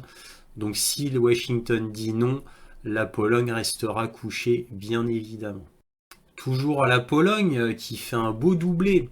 La Pologne achète 96 hélicoptères Apache pour renforcer ses capacités d'attaque. Alors là, je vous montre ça simplement pour vous montrer à quel point la vassalité de la Pologne est passée à un cran supérieur. Là, on peut parler de servilité, hein, je pense. Hein. Le ministre polonais de la Défense nationale a signé un accord avec le gouvernement des États-Unis pour l'achat de 96 hélicoptères d'attaque Boeing H-64E Apache avec l'équipement et l'armement associés pour les forces armées du pays. Le contrat porte pour une valeur de 10 milliards de dollars. La Pologne, qui a d'énormes problèmes économiques, qui a d'énormes problèmes sociétaux avec la gestion des réfugiés ukrainiens, qui est terrible là-bas. Hein. C'est un problème politique énorme en Pologne. Hein. Pologne, encore une fois, très appauvrie. Et qui pourtant achète des F-35, achète 96 hélicoptères Apache, 10 milliards d'euros ou de dollars, 10 milliards de dollars. Voilà, donc alors peut-être est-ce le fait de la Pologne, mais aussi, et ça ne m'étonnerait pas, peut-être sont-ce des menaces de Washington qui les obligent à prendre du matériel américain, hein, et surtout pas prendre du matériel français, allemand, suédois, surtout pas. Donc peut-être, mais là, nul ne saura la vérité.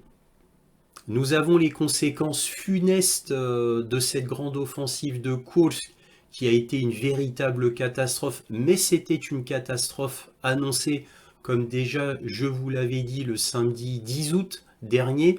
Donc c'était une évidence pour tous les connaisseurs, étant donné les forces déployées dans cette grande offensive de Kursk qui étaient beaucoup trop petites pour les objectifs annoncés. Et double fiasco, puisque non seulement les pertes humaines et les pertes en véhicules blindés, en chars, en systèmes antiaériens, etc. sont absolument gigantesques, en fait jamais vues. Hein, depuis le début de la guerre, on n'a jamais vu des pertes aussi énormes en si peu de temps, quand on perte humaine et en perte en matériel, hein, je ne vais pas les répéter.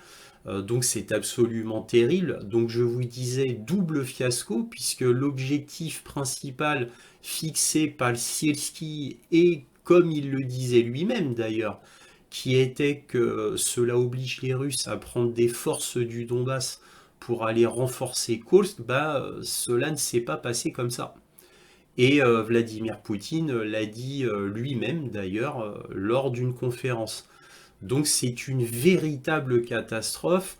Là, ça sent vraiment la fin. Regardez ce qui s'est passé sur Ougledar. La semaine dernière, mes sources me disaient que la 72e brigade mécanisée faisait une retraite de Ougledar pour aller renforcer Pakrovsk. Cela s'est avéré vrai parce que confirmé par Mariana Bezouglaya. Donc imaginez-vous, ça veut dire que Ougledar, c'est fini. Quand on fait une retraite d'une brigade d'élite, ça veut dire que c'est terminé. Et les Russes l'ont vu et en ont profité pour faire une offensive sur Ougledar, chose qu'ils n'osaient pas faire pendant très très très longtemps. Donc Paklovsk est certes renforcé, mais renforcé pour quoi faire? Pourquoi faire? Donc on sait très bien que déjà le temps que les brigades arrivent avec les véhicules blindés, les chars, toute la logistique qui va avec, ça va prendre quelques jours. Et une fois sur place, vous doutez bien qu'ils vont pas faire grand-chose. Autre chose dont très peu de gens parlent, c'est alors que ces brigades qui viennent de Kursk, ukrainiennes, qui viennent d'Ougledar, ces brigades, ça se voit. On n'envoie pas deux hommes comme ça au compte-gouttes, histoire qu'ils ne soient pas vus par les drones de reconnaissance ou les satellites russes. Donc ils sont obligés, puisqu'ils sont en urgence, d'envoyer tout le paquet d'un coup. Donc ces brigades-là, quand ils arrivent sur Paklovsk, une partie ont disparu parce que cela s'est vu. Il y a eu beaucoup de morts quant à la brigade de Kursk et à la 72e brigade mécanisée d'Ougledar, simplement pour le fait d'aller sur Paklovsk. Voilà, parce que évidemment cela se voit et c'est facile, puisque c'est tellement étiré que c'est tellement facile de les canarder entre guillemets. Alors évidemment c'est des petites pertes par-ci, des petites pertes par-là, mais en tous les cas les brigades envoyées en aide n'arrivent pas intactes dans la région de Paklovsk. Voilà, je tenais à souligner ce fait-là. Maintenant, le coup des JASSM américains, voilà, on ne sait même pas si le Pentagone va donner son feu vert en automne pour que les Ukrainiens en aient. Et bien évidemment, n'oublions pas ce qu'a dit la semaine dernière Pat Ryder, c'est-à-dire le porte-parole du Pentagone, où il n'était toujours pas question d'autoriser euh, Kiev a frappé la Russie avec des missiles longue portée. Donc tout ça, c'est du marketing, tout ça, c'est de la communication, c'est pour rassurer le monde entier en disant « regardez, on soutient encore les Ukrainiens, là on donne encore un paquet, 250 millions de dollars par-ci, quelques milliards par-là de l'Union européenne. » Les 250 millions de dollars, c'est le Pentagone, hein. C'est Lloyd Austin qui a annoncé ça. Voilà, donc vraiment, on donne histoire de donner. Ça fait un an et demi, entre un an et demi que ça dure, ces donations au compte-gouttes, histoire de dire, sachant que tout le monde sait très bien que cela ne sert strictement à rien. Vous vous rendez compte, même les grands médias maintenant le disent depuis quelques mois, même les grands médias commencent à le dire. Alors évidemment, C'est au compte-gouttes que les grands médias le disent, mais ça y est, ça commence à infuser ce désespoir qui était inéluctable. Combien de fois je vous ai dit depuis des mois, dans chaque point sur l'Ukraine, où je vous prenais l'image d'un homme qui tombe au ralenti, sachant que tout le monde sait que il sera tombé par terre au bout d'un moment. Maintenant, c'est lent. Je vous ai donné l'exemple de l'élastique. Je peux vous donner un dernier exemple pour rigoler. C'est comme quelqu'un qui se jette du huitième étage, par exemple, d'un immeuble et qui, à chaque étage qui passe, sixième, cinquième, quatrième, il dit pour l'instant ça va. Pour l'instant ça va. Voilà, tant qu'il ne s'écrase pas par terre. Ben là, c'est la même chose pour l'Ukraine. C'est la même chose.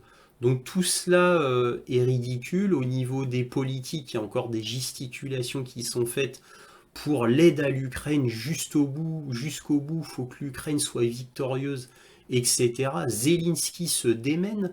Alors Zelensky, il est en pleine contradiction.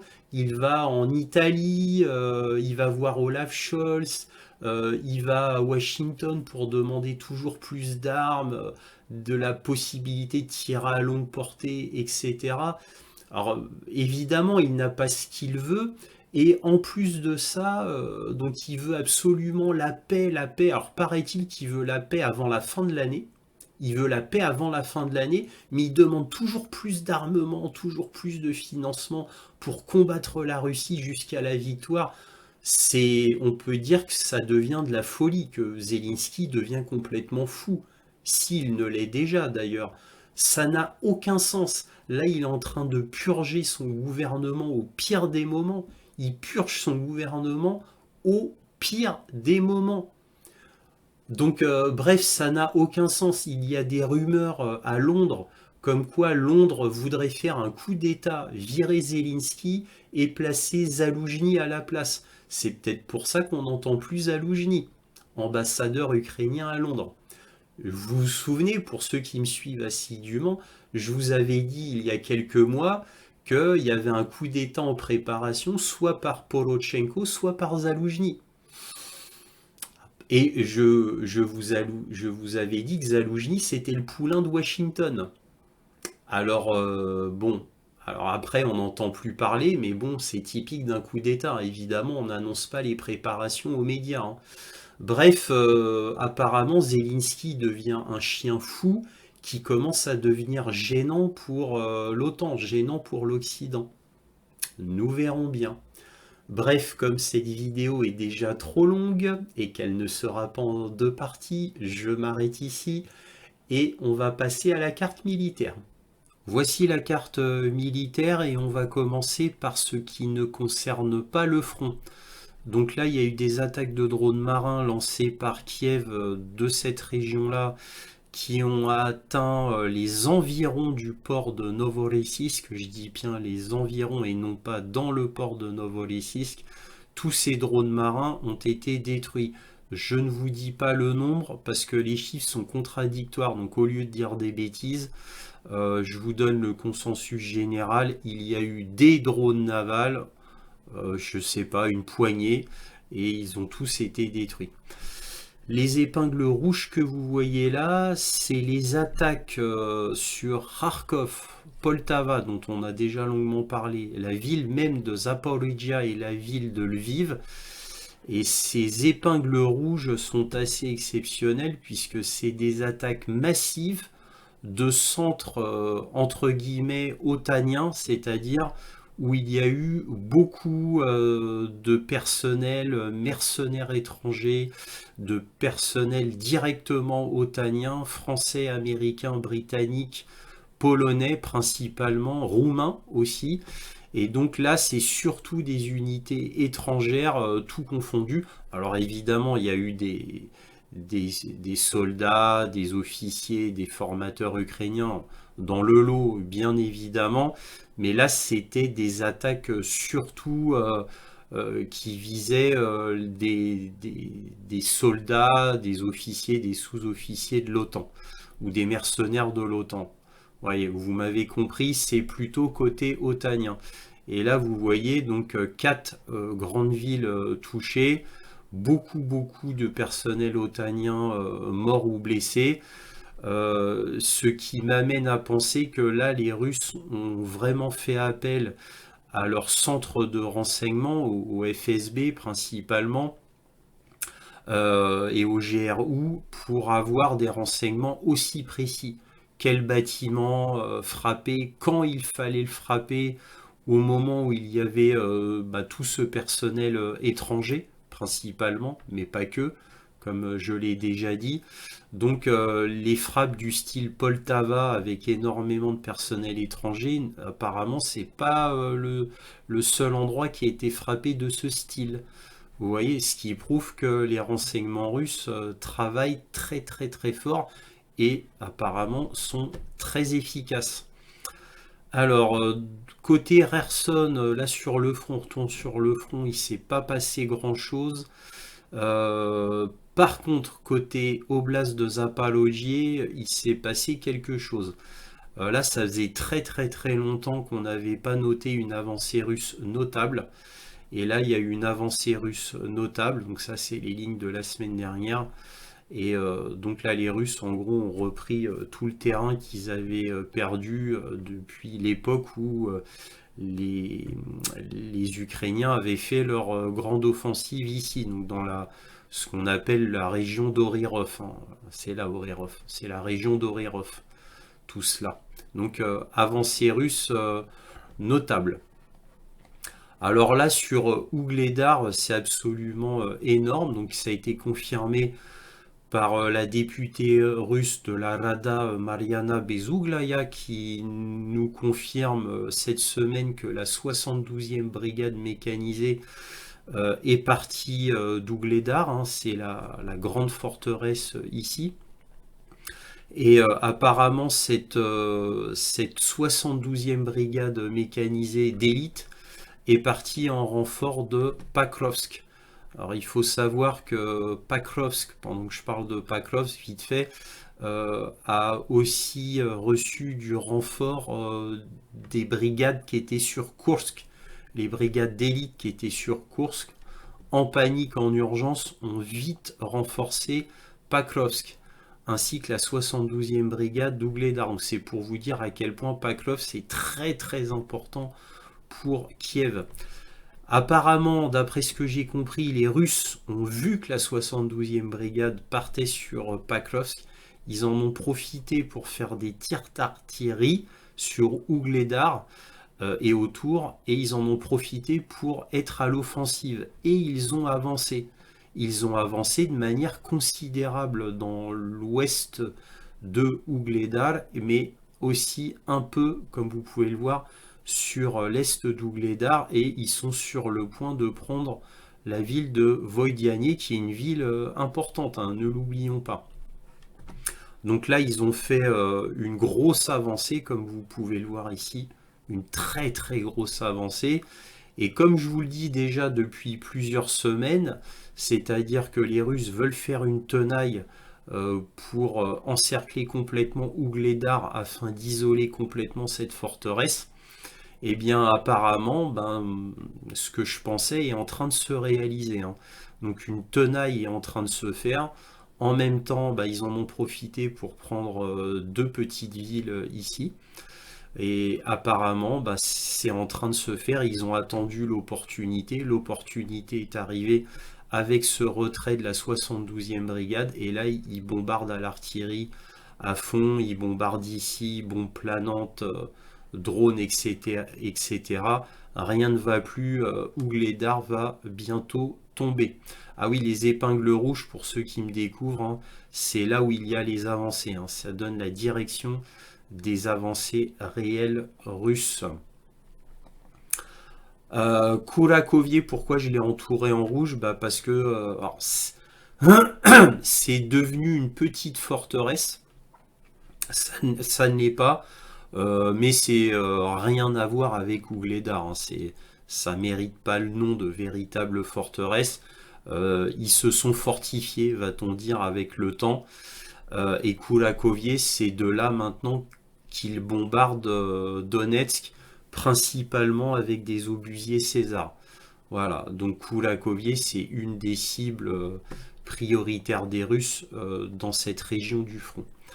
Là, il y a eu une avancée très importante russe ici. Donc, je pense que, alors, je ne suis pas sûr, mais je pense, c'est pour ça que j'ai mis une flèche, qu'ils avancent pour prendre ce chapelet de ville afin de finir sur Koulakovier, mais aussi qu'ils prennent Koulakovier par le revers vers le nord. C'est pour ça que j'ai mis cette flèche. Alors ça c'est nouveau, donc j'ai pas mis de flèche hein, comme ça, parce que ça c'est nouveau, ça vient de sortir.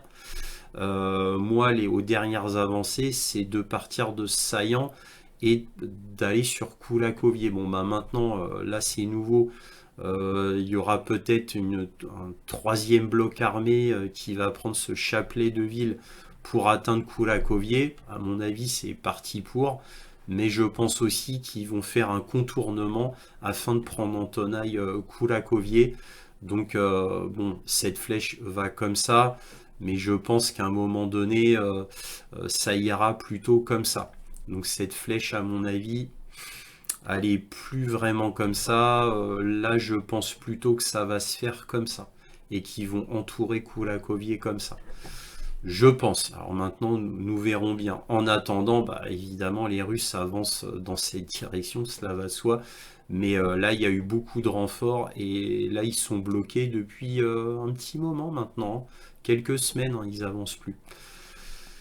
Alors maintenant sur Paklovsk, il y a une petite avancée ici, mais là ils sont bloqués sur ce saillant. Alors ils sont bloqués sur ce saillant pour deux raisons. Tout d'abord, bah, là, ils font exprès de ne plus avancer sur Paklovsk pour éviter que le saillant s'étire trop et donc fragilise tous ceux qui font l'offensive ici, parce que plus un saillant s'étire, bah, plus il est vulnérable, bien évidemment.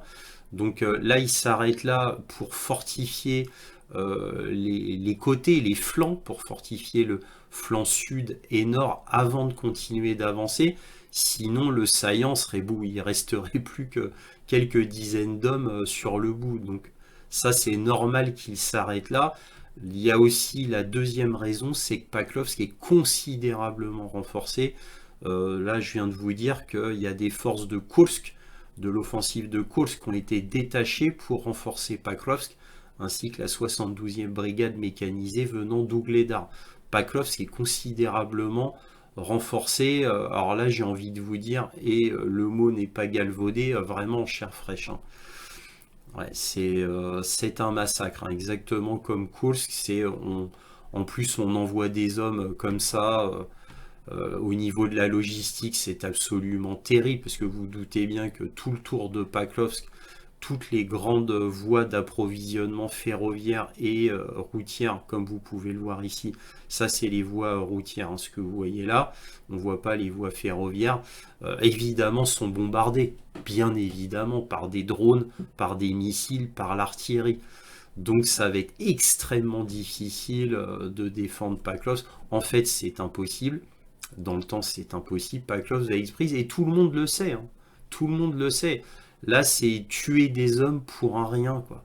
Pourquoi renforcer cette zone alors que cette zone n'a aucune chance? Mais bon, c'est comme ça. Un petit peu plus au nord, donc là sur New York, pas grand chose à dire. Apparemment, il y aurait toujours cette petite poche de résistance là à l'intérieur. Quelques dizaines d'hommes qui résisteraient comme ça au lieu de se rendre. Ça, c'est typiquement la mentalité du bataillon Azov, des miliciens Bandera, du secteur droit. Ça, c'est typique des néo-nazis. Hein. C'est jusqu'au bout, jusqu'à la mort. Hein. Ça, c'est typique d'eux. Hein. Mais bon, c'est ridicule, la ville est prise. Hein. Euh, Là, il y a une avancée vraiment importante sur Klitschivka. Klitschivka, avancée vraiment importante. Donc vous voyez, c'est juste au-dessus de Tchassivia.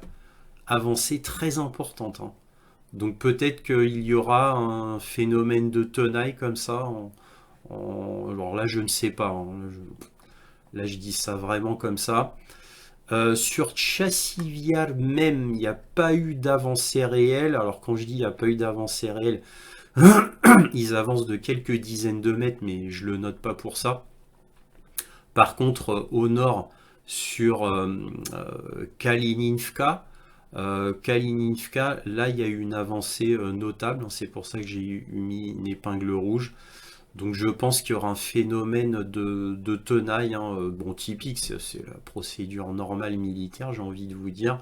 Mais sur Tchassivial même, euh, il n'y a pas eu d'avancée réelle, confirmée, je dis bien confirmée, puisque certains blogueurs russes disent que les Russes ont atteint la moitié de Tchassivial, mais il faut se méfier des dires un peu trop optimistes côté russe. Moi, j'attends des choses plus confirmées pour le noter.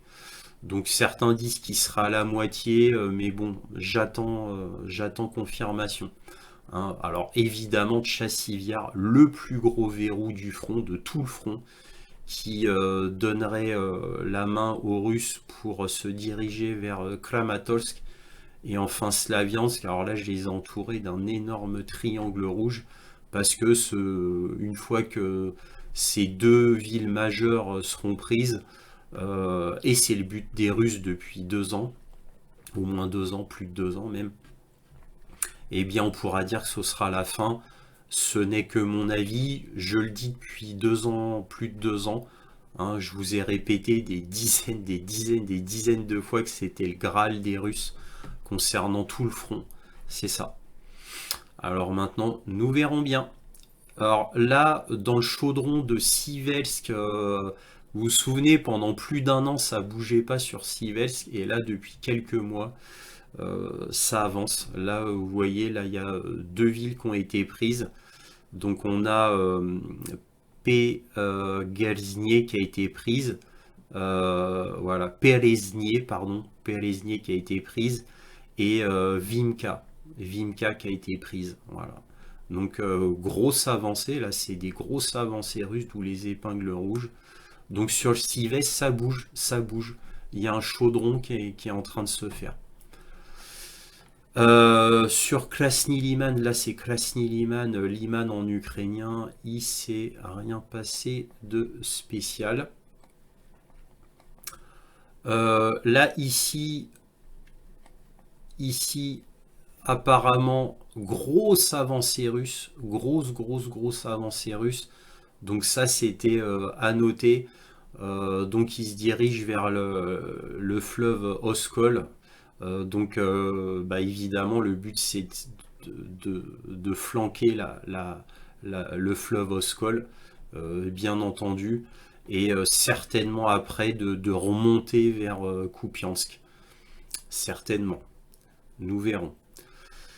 Voilà ce qu'on pouvait dire ici. Maintenant sur le nord, le front nord, il s'est rien passé de notable, donc je n'ai rien à dire. Concernant Kursk, alors je le rappelle que là c'est ce schéma, je l'ai repris de Xavier Moreau, puisque moi j'avais des données tellement floues, je voyais plus très bien où il en était. Si on fait confiance à Xavier Moreau, lui, il a des détails un peu plus concrets, donc j'ai repris complètement ce qu'a annoncé Xavier Moreau là sur le nord de Kursk. Là, donc, les Ukrainiens auraient perdu ce saillant-là. Et c'est confirmé, reconfirmé, c'est une véritable catastrophe. Donc les chiffres de TASS sont décidément confirmés, absolument, on peut s'y fier. Alors moi au début j'étais très prudent quant aux chiffres donnés par TASS. Maintenant on peut dire que c'est confirmé, et comme je vous l'ai dit tout à l'heure à plusieurs reprises, il y a des brigades d'élite qui étaient sur Kursk, qui ont été envoyées sur Pakrovsk, comme je vous l'ai déjà dit à 2 reprises ici. Donc carrément, c'est tellement désespéré que ça veut tellement plus rien dire qu'on enlève carrément des forces de Kursk. Donc ça veut dire que tout espoir est terminé concernant Kursk pour fortifier Pakrovsk. Donc voilà. Donc on peut dire que c'est la fin concernant cette histoire de Kursk. Et voilà ce qu'on pouvait dire concernant la carte militaire. Voilà, si cette vidéo vous a plu, un petit pouce, éventuellement un abonnement si ce n'est déjà fait, et peut-être même un petit don, lien dans la description si vous appréciez mon travail. Je vous remercie à tous de votre soutien à cette chaîne, et toujours, soyez curieux.